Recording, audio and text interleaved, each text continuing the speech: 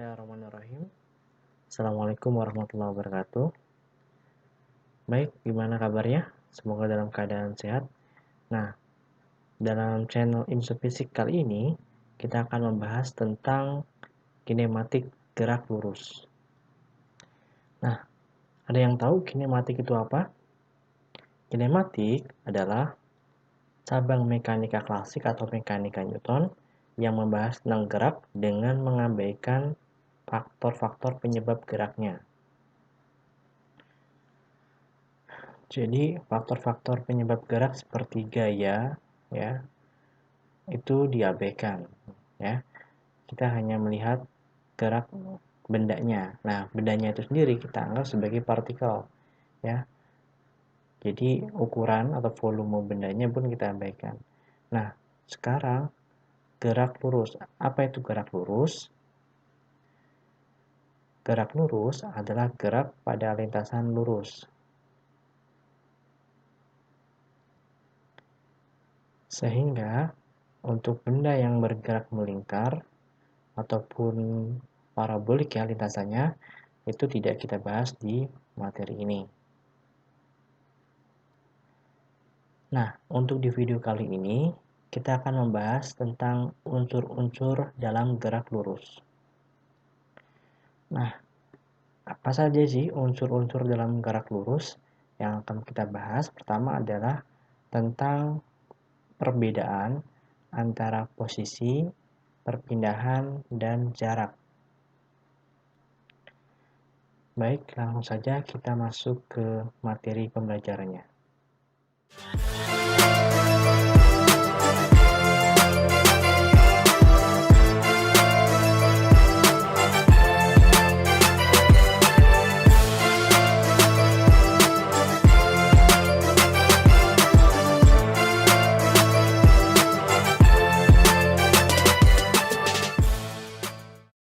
Oke, yang pertama kita akan membahas tentang posisi.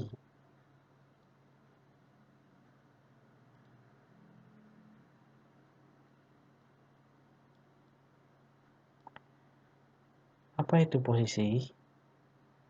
Posisi adalah lokasi suatu benda atau partikel dari titik acuan yang kita pilih. Berarti posisi itu sangat erat hubungannya dengan koordinat ya. Bisa terhadap sumbu X atau sumbu Y. Misalnya, ada suatu partikel P berada di koordinat X sama dengan berapa nih? 2 ya. X sama dengan 2. Nah, ini kan kerangka acuannya atau titik acuannya kita bisa nyebutin 2 ini dari mana? Dari titik acuan O ya. Dia berjarak 2. Tapi kalau seandainya titik acuan yang kita pilih adalah A, maka P adalah 1, yaitu 1 langkah sebelah kanan dari A. Atau boleh seandainya titik acuannya adalah B, maka dia adalah 3 langkah ya, 1, 2, 3 langkah di sebelah kiri B. Tergantung titik acuan mana yang kita pilih. Itu menentukan lokasi atau posisi partikel P ini. Bisa dipahami ya. Berikutnya kita akan membahas tentang perpindahan. Perpindahan adalah perubahan posisi. Ya, karena posisi itu sendiri adalah besaran vektor, yaitu besaran yang arahnya sangat mempengaruhi nilainya. Contoh tadi kan si partikel P ini berada 1 langkah dari A, ya, apabila titik acuannya A, atau 2 langkah sebelah kanan O, ya. Andainya B sebagai titik acuan, maka P ini adalah 3 langkah sebelah kiri B. Jadi besaran vektor ini sangat terpengaruh oleh arah ataupun posisi suatu partikel dari titik acuannya. Dan posisi itu kan biasa disimbolkan dengan X ya. Nah, kalau perpindahan, maka karena dia itu adalah perubahan posisi ya, maka dia adalah delta X. Maka ia juga pasti termasuk juga dalam besaran vektor.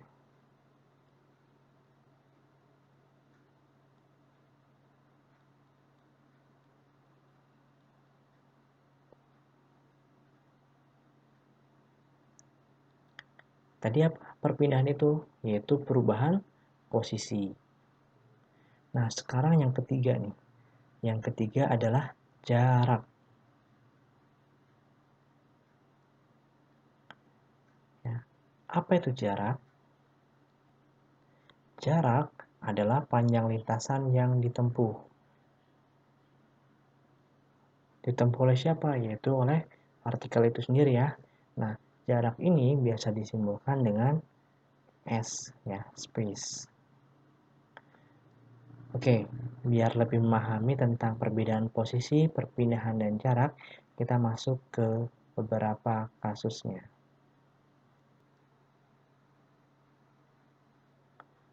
Oh ya, perlu diingat ya bahwa ketiganya termasuk dalam besaran panjang ya.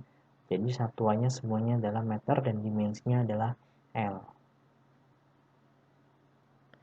Oke, misalnya ada seorang anak, awalnya di kondisi pertama, dia berada di koordinat min 4. Gitu ya. Kemudian di kondisi kedua, ia melangkah. Misalkan kondisi kedua dia berada di posisi atau koordinat 3 ya. Nah, di kondisi kedua, sekarang dia ada di koordinat 3. Ya, berarti kita menganggap semua kejadian dengan titik acuan O ya. Kemudian, nggak berhenti sampai situ. Di kondisi ketiga, dia melangkah lagi ke kanan ya. Misalkan dia ke 8 ya. Nah, ini sekarang di kondisi ketiga dia berada di koordinat 8 ya. Posisinya berarti kalau dari titik acuan O ada 8 sebelah kanan ya. Oke, 8 langkah sebelah kanan. Nah, ternyata dia masih berjalan lagi nih anak ini. Dia berjalan sampai ke koordinat misalkan min 1 ya. Sekarang dia berada di min 1. Kita buat kondisi keempat ya. Nah, anggaplah kondisi keempat ini adalah posisi akhirnya nih. Dia berada di koordinat min 1 ya, dengan anggapan titik acuannya adalah O. Nah, pertanyaannya itu berapakah perpindahan dan jaraknya ya. Berapakah perpindahan? Nah, padahal perpindahan itu sendiri apa? Perpindahan itu adalah perubahan posisi ya. Dia adalah perubahan posisi tadi kan. Perubahan posisi atau biasa disimbolkan apa tadi? Delta X ya. Delta X. Nah, karena kita tahu posisi akhir dan posisi awal, maka sebenarnya yang namanya perpindahan delta X adalah posisi akhir ya, di X final dikurang dengan X awal atau inisial. Nah, ini yang disebut dengan perubahan posisi atau disebut juga dengan perpindahan. Oke. Nah, kita lihat posisi akhirnya di kondisi keempat adalah di min 1. Gitu ya. Jadi, untuk delta X-nya dapat kita hitung delta X sama dengan posisi akhir, yaitu min 1. Min 1 dikurang kondisi awalnya. Mana kondisi awal ini ya? Kondisi pertama dia berada di koordinat min 4 ya. Ingat kita titik acuannya adalah 0. Berarti posisinya adalah min 4. Min 4. Gitu ya. Berarti berapa tuh? Min 1, min 4. Min ketemu min plus ya. Jadi min 1 ditambah 4. Yaitu berarti 3 positif. Artinya dia cenderung bergerak ke arah kanan, ya nggak? Positif berarti kan kanan gitu ya. Kita lihat nih, ya sekarang ada di sini kan posisi akhirnya min 4, min 3 ya, pindah sini kan 1 langkah nih, 2 langkah, 3 langkah, ya nggak 3 langkah. Karena posisi akhirnya ada di sini. Oke. Nah, sekarang kita mau nentuin berapakah jaraknya. Jarak tempuh sekarang. Berapa sih jaraknya? Nah, jarak itu apa tadi? Yaitu panjang lintasan yang ditempuh. Ya. Panjang lintasan ya. Oke, yang ditempuh.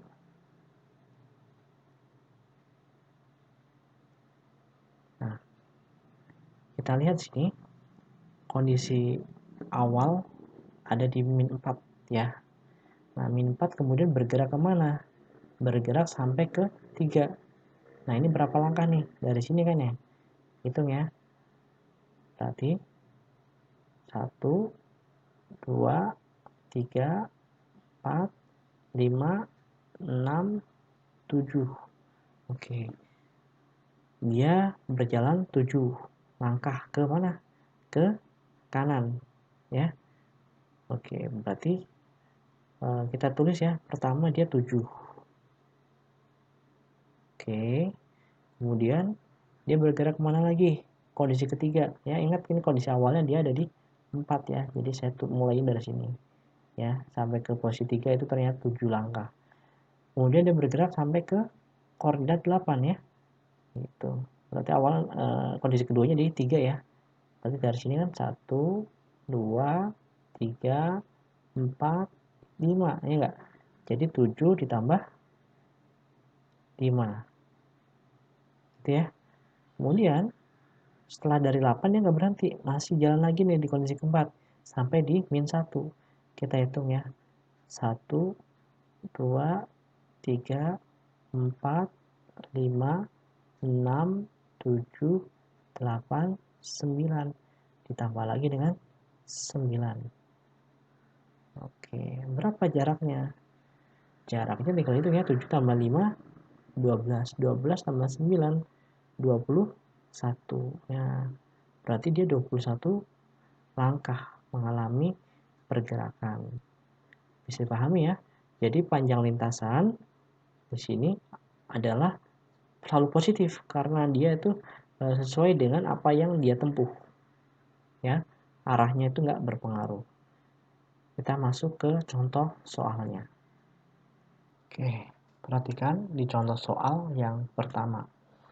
Ya, ada seorang anak berjalan 12 meter ke arah timur ya. Timur itu kan berarti kanan ya. Kemudian dia melanjutkan perjalanannya ke selatan sejauh 5 meter. Nah, pertanyaannya berapakah jarak dan perpindahannya gitu ya. Jadi yang ditanyain adalah jaraknya berapa, kemudian berikutnya adalah nyari perpindahan.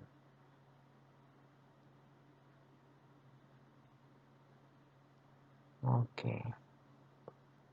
Nah, untuk jarak sendiri itu sangat mudah ya, kalian bisa mengerjakannya gimana nih? Tinggal kita hitung ya. Jadi mengabaikan arahnya nih.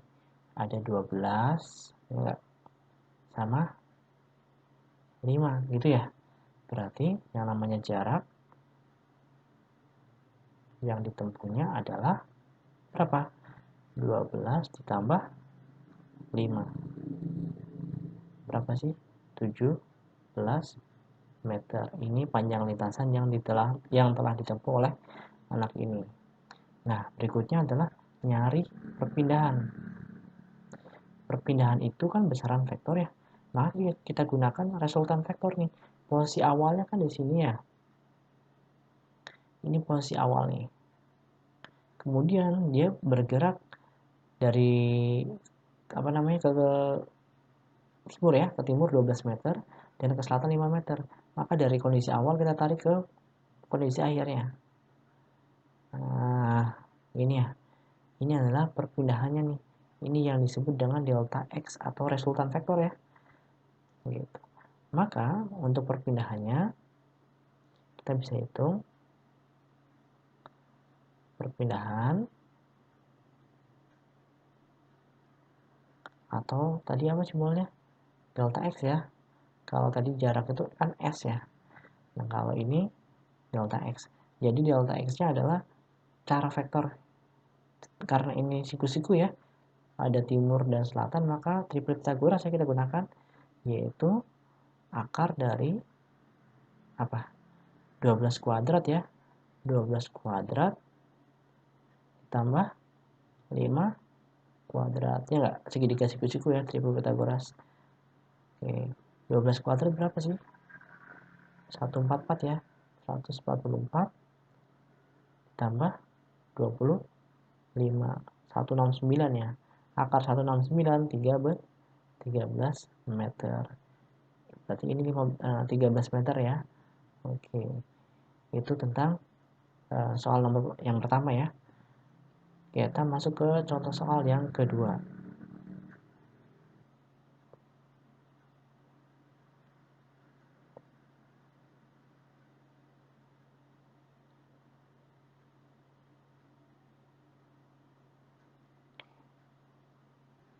Oke, nah di soal yang kedua ada sebuah mobil bergerak ke timur sejauh 10 km. Ya, kita buat terlebih dahulu ya ilustrasinya. Mana sih ilustrasinya? Oke. 10 km kemana? Ke timur ya, berarti ke kanan ya. Ini seperti ini ya. Ini 10 km. Oke. Jadi walaupun mobil sekalipun, kita anggap dia sebuah partikel. Gitu ya. Terus dia kemana? Kemudian berbelok 60 derajat nih ke selatan. Nah, kalau ada sudut seperti ini dan dia mau ke selatan ya ataupun ke arah manapun, maka kita buat sudutnya terhadap arah sebelumnya.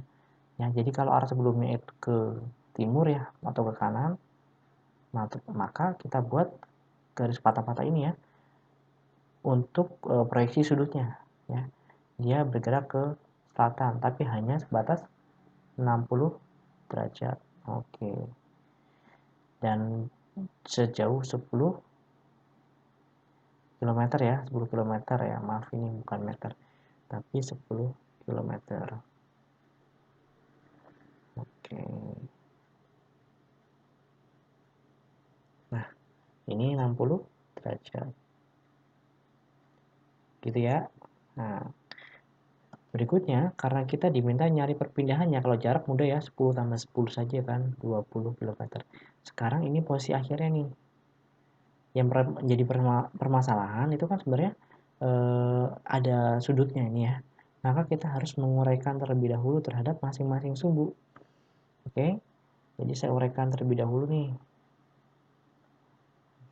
Jadi ada arah terhadap sumbu X gitu ya.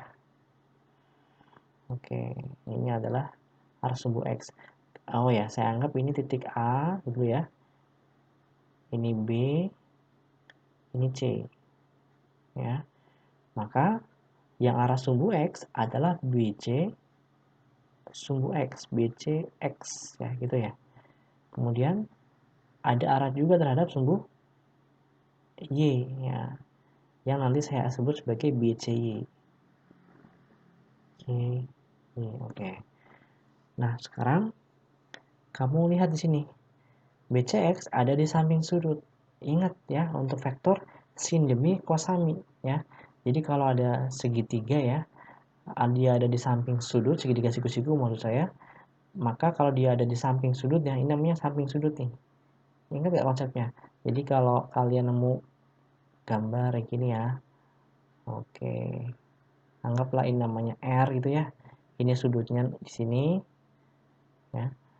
Anggaplah sudutnya namanya alfa gitu ya. Jadi ini R, misalkan ini X, ini Y, ya, penamanya bebas. Maka kalau ini anggaplah sin alfa gitu ya, sin alfa yaitu hadap per miring ya, sin demi Depan bagi miring, berarti depan bagi miring. Nah, depannya itu apa? Depannya itu Y. Miringnya itu apa? R. Oh, berarti tiap kali hubungannya sama depan sudut maksudnya, dia adalah menggunakan sin, ya. Oke. Jadi kalau kita mau nyari Y gimana? Mau nyari Y ya berarti R sisi miringnya dikali sin alfa, gitu ya. Kemudian kalau kita mau nyari kosinus, kosinus alfa adalah samping ya bagi miring, gitu ya. Sampingnya siapa? Sampingnya sudut alfa adalah X, gitu ya. Dibagi dengan miringnya R. Maka kalau kita mau nyari X, yaitu R dikali cos alfa. Kali cos alfa. Oke. Ingat-ingat tuh ya. Ini pembelajaran di vektor. Sehingga di sini karena BCX ada di samping sudut, dapat kita cari ya menggunakan kosinus ya. Siapa sisi miringnya? Yaitu 10, yaitu BC. Ya kan? Berarti 10 dapat dari siapa? Dari BC kan? Dikali dengan kosinus 60. Kosinus 60 itu berapa sih? Cos 60 itu setengah ya. Berarti 10 kali setengah. 5 ya. 5 kilometer. Arahnya ke kanan positif. Gitu ya. Sekarang yang BCY. Untuk BCY berarti nilainya adalah kalau ini udah pakai batch X pakai cosinus maka ini gantian pakai sin ya. Karena dia kan sejajar dengan sisi depan sudut ini ya. Sama ya. Oke. Jadi dia pakai depan. Depan itu siapa? Pakai sin. Nih. Berarti BC yaitu 10 dikali sin 60. Sin 60 berapa? Setengah akar 3 ya. Berarti saya tulis ini 10 dikali setengah akar 3 berapa? 5 akar 3 kilometer. Karena arahnya ke bawah, maka kita tulis boleh negatif. Ya. Sekarang kita notalin dulu nih arah pergerakan pada sumbu X dan sumbu Y. Ya. Maka pergerakan pada sumbu X, pergerakan pada arah sumbu X, kita lihat sini ada AB ya enggak? AB dan siapa? BCX. Ya. AB itu 10 ke kanan positif ditambah BCX ke kanan juga positif 10 tambah 5 15 km ya. Sekarang sigma Y-nya nih berapa? Di A ke B apakah ada arah sumbu Y? Kan tidak ada ya. Yang ada hanya BCY ya. Berarti tulislah BCY. BCY. Oh, berarti 5 akar 3 atau min 5 akar 3 km. Maka perpindahannya atau delta X itu ya. Delta X-nya sama dengan akar dari sigma X kuadrat gitu ya. Sama kayak teori Pythagoras ya. Apa? Sigma Y kuadrat. Itu. Ya. Berarti berapa nih?